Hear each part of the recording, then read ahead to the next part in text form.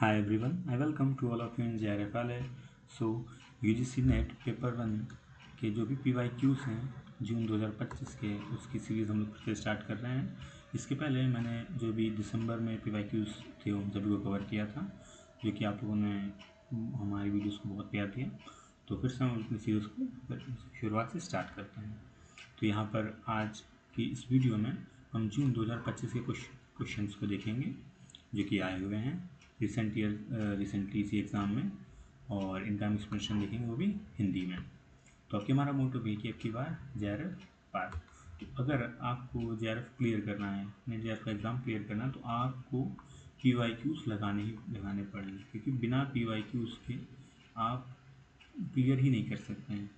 आपको PYQ से एक अच्छा आइडिया मिल जाएगा कि किस तरीके से क्वेश्चन पूछे जा रहे हैं, कैसा आपको प्रिपेयर करना है, आपको कितना पढ़ना है, कितना नहीं पढ़ना है। तो आज की वीडियो में हम इन सब चीज़ों पर देखेंगे और कुछ क्वेश्चंस भी हम यहाँ पर लाएँ जिनसे आपकी अच्छे से प्रैक्टिस हो जाएगी। और आप सभी लोगों से उम्मीद है कि आप लोग अच्छे से पढ़ रहे होंगे और आप हमारे चैनल को सब्सक्राइब कर लीजिए, जिससे आप लोगों को लगातार हमारी वीडियोस के माध्यम से आप अपनी प्रिपरेशन को स्टार्ट कर पाएँ। चलिए अपनी वीडियो को शुरू करते हैं। तो हमारा पहला क्वेश्चन यहाँ पर है, यहाँ पर एक लिस्ट 1 दी गई है और एक लिस्ट 2 दी गई है। अब एक लिस्ट 1 में क्या है, कुछ कॉन्सेप्ट्स दिए गए हैं और लिस्ट 2 में कुछ उसकी मीनिंग्स दी गई हैं। तो इन्हें हमें क्या करना है, देखना है। तो पहला है हमारा theory, then model, then survey and then the fourth one is modelling.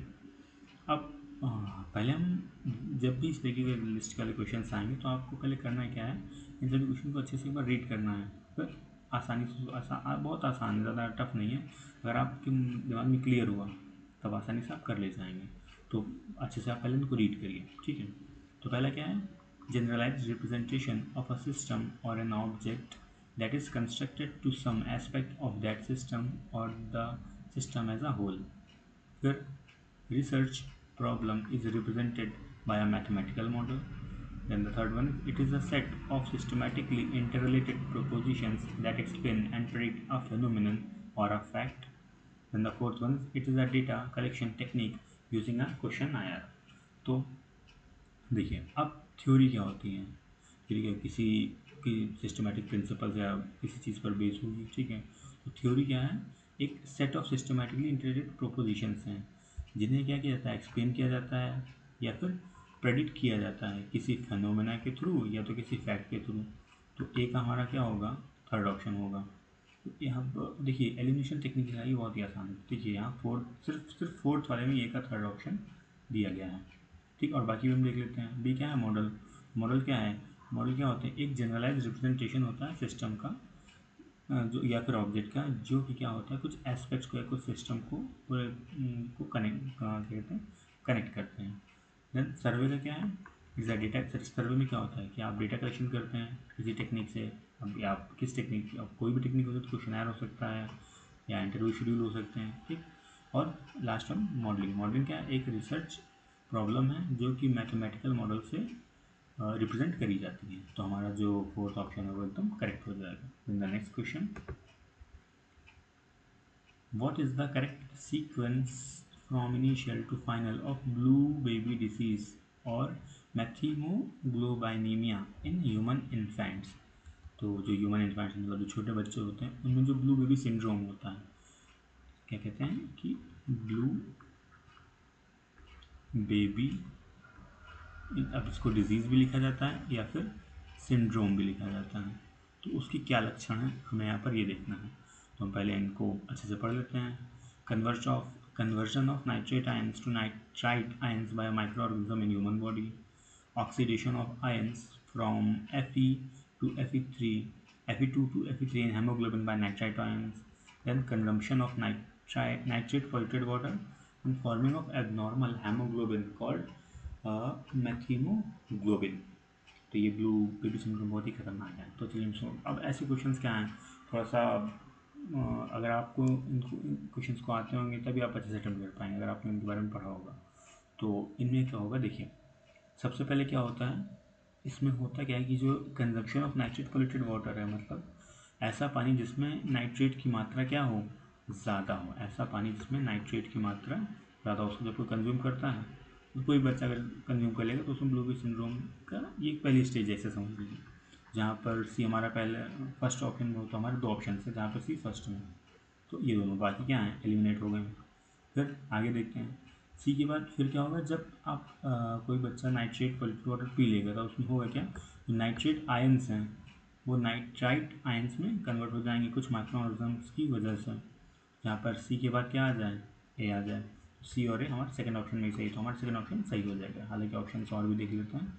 जब इतना हो जाएगा फिर जो आयंस हैं Fe2 के वो Fe3 से कन्वर्ट होंगे और हेमोग्लोबिन में नाइट्राइट आयंस बना देंगे, ठीक। और डी क्या है, forming of abnormal haemoglobin called methaemoglobin, उसके बाद हेमोग्लोबिन को मैथिमोग्लोबिन में कन्वर्ट कर देगा। तो हमारा ए ऑप्शन हो जाएगा CABD, हमारा सेकंड ऑप्शन है वो एकदम करेक्ट हो जाएगा। फिर हम नेक्स्ट क्वेश्चन देखते हैं। यहाँ फिर से match the list 1, match the list 2 with the list 2। तो लिस्ट 1 में कुछ रिकग्निशन सिस्टम दिए गए हैं और लिस्ट 2 में कुछ एप्लीकेशंस दी गई हैं। इसमें ज़्यादा दिक्कत नहीं आएगी आप लोगों को, ICT और जो कंप्यूटर का पार्ट है उसी से आता है, इतना टफ नहीं है। तो MICR, देन OCR, OMR और बारकोड रीडर। अब इसमें अगर आपको कुछ भी नहीं आता तो आपको OMR तो पता ही होगा, ठीक। अब OMR क्या होता है कि इसमें क्या किया जाता है, हम लोग जो पेपर देते हैं उसमें कुछ ऐसे फिल करते हैं, OMR शीट होती है उसी में कुछ ऑप्शन होते हैं जिसको हम लोग ऐसे एग्ज़ाम जो भी कॉम्पिटिटिव एग्ज़ाम देते हैं उन लोगों को पता ही होगा, ठीक है। उसमें इस तरीके से फिल किया जाता है। तो अब हमें ढूंढना क्या है, देखिए पहले हम इधर पढ़ लेते हैं एप्लीकेशंस क्या है कि reading the car number plate, फिर capturing product information so that it can be added to the customer purchase total, reading the numbers found on a bank check and reading marks written using pencil or pen on a specially printed paper। अब देखिए OMR क्या होता है कि उसमें आप pencil या किसी पेन से OMR शीट को भरते हैं। यहाँ पर लास्ट ऑप्शन देखिए, reading marks written using pencil और pen on a specially printed paper. तो OMR शीट क्या होती है, स्पेशली प्रिंटेड पेपर होती है जिसपे आप क्या करते हैं, मतलब क्या कहते हैं, गोले बनाते हैं, सर्कल बनाते हैं छोटे छोटे, ठीक है। तो जहाँ पर सी का फोर्थ हो जाएगा। अब आप ढूंढिए कहाँ पर सी का फोर्थ है, तो एक तो है ऑप्शन सेकंड और एक तो है ऑप्शन फोर्थ। अब और इसमें हम लोग देख लेते हैं क्या होगा। इससे फिर है हमारा बार कोड रीडर। अब बार कोड रीडर पर क्या होता है कि जो भी प्रोडक्ट की इंफॉर्मेशन है उसको क्या करना, रीड करना, क्या करना, रीड करना। Capturing product information so that it can be added to customers purchase total. मतलब जब कभी भी आप किसी मॉल में सामान लेने जाते होंगे, जो आपने प्रोडक्ट खरीदा है उसमें यहाँ पर छोटा सा बार कोड टाइप के कुछ बने होते हैं ऐसे ऐसे ऐसे करके, और जो बिलिंग कर रहे होते हैं उनके पास एक बार कोड रीडर होता है मशीन टाइप की, कुछ ऐसे शायद होती है। तो वो इस बार कोड रीडर मशीन से यहाँ पर स्कैन करते हैं और उससे पता चल जाता है कि उसका प्राइस कितना है, और उस पर उसकी एंट्री डायरेक्टली हो जाती है। तो डी का यहाँ पर हमारा क्या हो जाएगा, सेकंड। तो यहाँ पर डी का सेकंड हो, अब सेकंड और फोर्थ में हम लोग देख रहे हैं तो डी का सेकंड हमारा कहाँ है, फोर्थ में। ये भी एलिमेंट, ये भी चला गया और ये भी चला गया, हमारा सही ऑप्शन क्या हो जाएगा, फोर्थ। अब बाकी ऑप्शन भी देख लें। OCR का मतलब क्या होता है, तो OCR होता है reading the number plates, reading the car number plates. और फिर क्या बचता है, OMR हो गया था बचता है MICR। तो MICR का क्या हो जाएगा, reading the number found on a bank cheque. जो बैंक का चेक होता है उसमें वो MICR चिप लगी होती है या फिर कार्ड लगा होता है, उसकी वही नंबर जो होते हैं बैंक के चेक पे वो MICR के थ्रू रीड किए जाते हैं। तो अगला क्वेश्चन देखते हैं। अब ये देखिए, ये एकदम ही अलग ही क्वेश्चन पूछे थे इस बार, हालांकि ICT का ही पार्ट है, इसमें कोई इतना शॉकिंग वाली बात नहीं थी। As of February 28, 2025 right the highest grossing movie Indian film starting from the highest grossing to हाँ टू द लोवेस्ट ग्रॉसिंग, मतलब इन सभी मूवीज़ में सबसे ज़्यादा किसने कमाई की थी ऑल ओवर वर्ल्ड में।